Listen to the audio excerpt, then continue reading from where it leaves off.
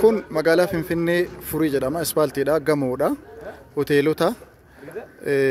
As keessatti fooqii kaafamaa jiru kan gamoo kaarii 200 irratti kaafamaa jirudha. Garaan jalli xumuramee jira. Kiraan isaa 50,000 didamee jira. Garaan jalli isaatiiyyuu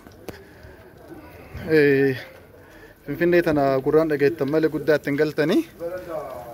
Gatiin miliyoona 30 naan jedhanii jalan xumuranii gubbaa abbaa xumurata. Akkana jira jechuudha. Lafti guddaadha.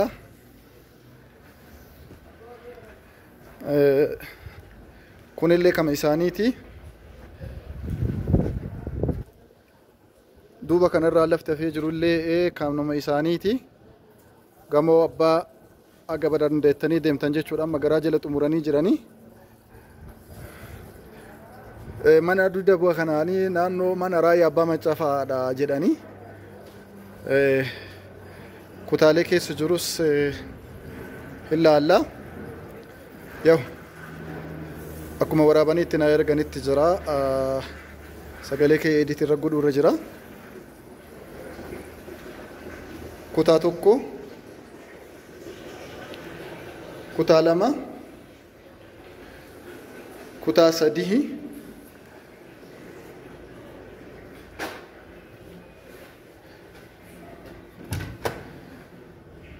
kutaa afuri. Kun saalooniidha, balbala lama akka qabu guddaadha.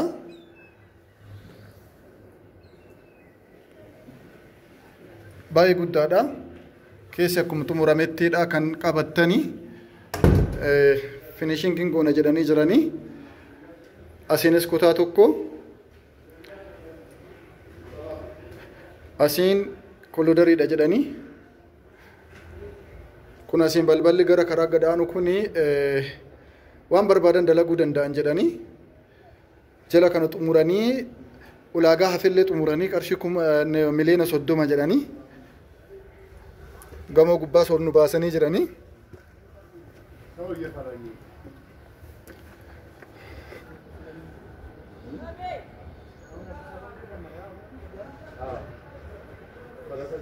Akkana jira.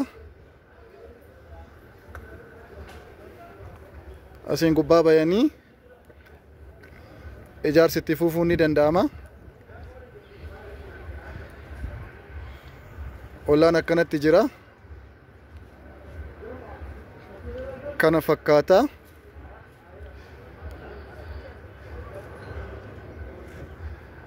Bilbila warra biyya keessa jiranii koomentii garaa jalatti isinii barreessaa yookaan kiyya WhatsAppiitiin na dubbistan jechuudha.